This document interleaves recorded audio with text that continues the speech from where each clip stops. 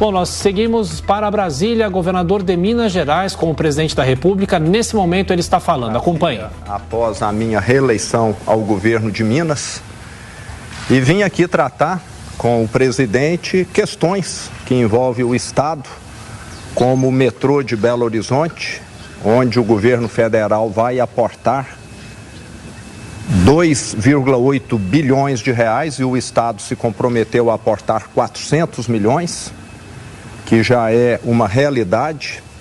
Também as obras da BR-381-262, que conectam o Estado ao Espírito Santo e ao leste de Minas Gerais, e outros pontos mais que envolvem Minas Gerais. E não poderia também deixar, nesse momento, de estarmos aqui colocando as nossas divergências de lado, né? Eu sempre dialoguei com o presidente Bolsonaro, sabemos que em muitas coisas convergimos e em outras não, mas é um momento em que o Brasil precisa caminhar para frente. E eu acredito muito mais na proposta do presidente Bolsonaro do que na proposta do adversário. Até porque o adversário dele, que foi o mesmo adversário que eu tive em Minas Gerais, foi uma gestão desastrosa que arruinou o estado de Minas. E eu e a minha equipe sabíamos muito bem, porque nesses 4 anos nós já pagamos 30 bilhões de dívidas, que herdamos da gestão passada, e é só perguntar para qualquer prefeito de Minas Gerais o estrago que o PT fez no estado. É só perguntar, 853 prefeitos.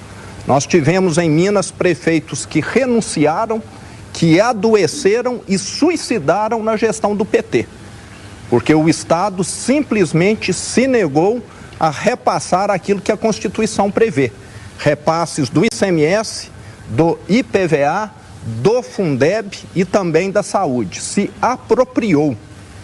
Um governo que descontou da folha de pagamento de 270 mil funcionários públicos o empréstimo consignado e não pagou os bancos, deixando o nome de 270 mil funcionários públicos ir para o SPC e Serasa, diz tudo do que é capaz de fazer.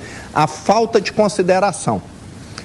E pior, diz que é social e suspendeu o pagamento do piso mineiro de assistência social, que nós voltamos a pagar logo no início do meu governo e reajustamos em 50%.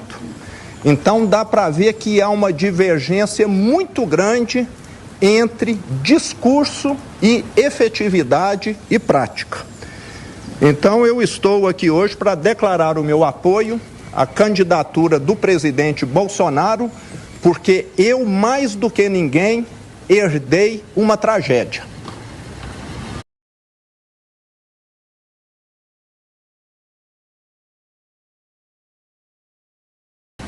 E não foi só o Estado, não. Perguntem aos atuais prefeitos de Uberlândia, de Pouso Alegre e outras grandes cidades do Estado que também tiveram uma gestão desastrosa do PT. Então nós estamos falando aqui de realidade, não estamos falando aqui de versões, não.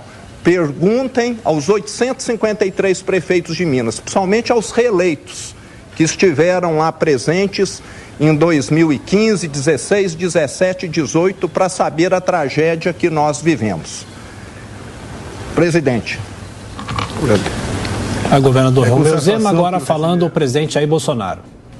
Governador Zema veio tratar de assuntos de interesse do seu estado, continuar tratando desses assuntos, como ele falou aqui, do metrô, de BRs.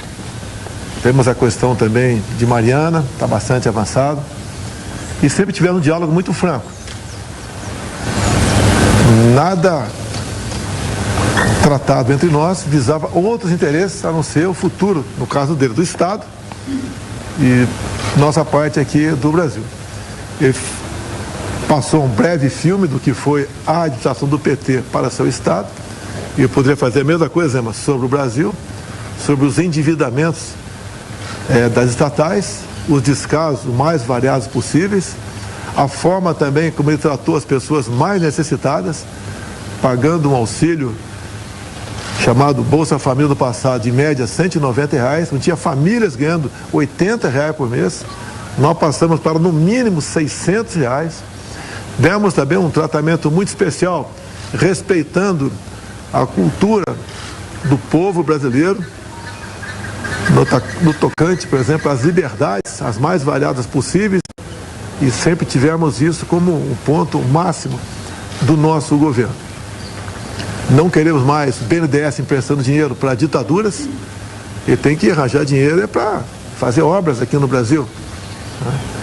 Nós levamos água para o Nordeste, nós criamos o PIX, fizemos muita coisa no varejo, mas que tem uma repercussão muito grande no somatório final das ações, como, por exemplo, passar de 5 para 10 anos a Carteira Nacional de Habilitação, como, por exemplo, a criação do PIX. Atendemos, por ocasião da Covid, comprando 500 milhões de doses para todos os brasileiros que assim o desejassem tomar a sua vacina. Não deixamos de repassar recursos para todos os estados e municípios, independente da coloração partidária desses estados ou desses municípios. Ou seja, ao longo desses 3 anos e meio, algumas divergências a gente vai ter, somos falhos, somos seres humanos, mas procuramos fazer o melhor para todos aqui no Brasil. Se nós formos levar em conta, Zema, como estão alguns outros países aqui na América do Sul e outros da Europa, o Brasil vai muito bem na questão da economia. O produto interno bruto nosso, cada semana, ele é projetado para cima. Nós também temos diminuído muito aquele percentual do desemprego no Brasil. A informalidade praticamente voltou ao que era antes do período da pandemia. Estamos tendo uma das gasolinas mais baratas do mundo. Também o etanol baixou muito de preço. Recebemos semana passada o primeiro navio russo com diesel. Isso vai se tornar uma constante para nós. E dizer que o Zema sabe disso. Nós somos dependentes de diesel e de gasolina porque 3 refinarias começaram a ser feitas. No início do governo Lula, se enterrou quase 100 bilhões de reais e não se fez uma refinaria sequer. Muito pelo contrário, perdemos até 2 refinarias para a Bolívia. Tendo em vista o presidente da época, Evo Morales, ser amigo do presidente Lula. Também comprou-se refinaria fora do Brasil, que era uma sucata, com uma passadina. Temos hoje servidores dos Correios que têm um desconto em seu contra-cheque de no mínimo R$500 até 2030 para pagar roubos do sistema do fundo de pensão deles, o Postales. A mesma coisa na Caixa Econômica Federal. Então nós sabemos aqui, rapidamente, um breve retrato do que foi o estrago da administração do PT. E agora há pouco também, conversando com o governador na mesa ali, comparei os meus ministros com aqueles que viriam, numa hipotética e improvável reeleição do ex-presidente Lula. Simplesmente é incomparável. Temos aqui 2 ministros me acompanhando, o da infraestrutura, que mesmo com teto de gastos fez muito mais do que mais de 14 anos de administração do PT, e também a questão do meio ambiente, que é uma questão muito sensível a todos nós, e nós comparamos com outros ministros do meio ambiente. O que poderia vir no governo Lula seria um travamento de tudo quanto é obra no Brasil. Ou seja, também falamos rapidamente sobre o que é o Brasil perante o mundo, a sua importância. Somos hoje um dos maiores produtores de alimento do mundo, temos projetado também, sermos os maiores produtores de energia verde via eólica offshore. Nós vamos reindustrializar o Nordeste com isso. Países já têm nos procurado para buscar contratos. Ou seja, o Brasil está despontando para realmente ser aquele país que interessa e é o sonho de todos nós. Então esse apoio do governador Zema é muito bem-vindo. É o estado, é o segundo estado, é o maior colégio eleitoral do Brasil. E é decisivo, só quem ganha lá, diz a tradição, pode realmente chegar à presidência da República. Então há esse interesse meu, obviamente por parte do governador, como agora tem 2 opções, entre as 2, uma descarta de imediato e a outra é a continuidade do que fizemos até o momento, que fará bem para o Estado de Minas e para o Brasil. Então, eu agradeço aqui o apoio do Zema nesse momento, mais do que bem-vindo, ele é essencial, ele é decisivo para a nossa reeleição. Muito obrigado, Zema.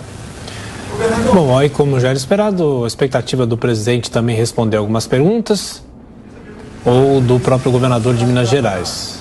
Aí sim, ele começa a ouvir as perguntas dos jornalistas. Toda certeza, o eleitor é pragmático. Eu sempre menciono que ficou erroneamente na memória do brasileiro uma ideia de que nos anos Lula nós tivemos uma prosperidade. Eu sempre coloco como comparação que naquele período foi como se um atleta tivesse tomado anabolizante. No primeiro momento foi muito bom e depois a conta veio amarga, né, através de diversos problemas de saúde. Primeiro muito músculo, muita força, depois problemas renais, de impotência, problemas cardíacos, etc. O que o PT fez com o Brasil foi isso, maquiou um desenvolvimento econômico. E nós tivemos em 2015 e 2016 a pior recessão da história, enquanto o mundo crescia. Só o Brasil conseguiu dar marcha ré em 2015 e 2016. Entre 2015 e 2016 perdeu-se 3 milhões de empregos no Brasil. E 2020 e 2021, com a Covid, criou-se quase 3 milhões de empregos no Brasil. Imagina se tivesse tido essa pandemia fosse com uma administração do PT no Brasil. Então a gente acompanha a próxima pergunta feita por jornalistas. O presidente Bolsonaro responde.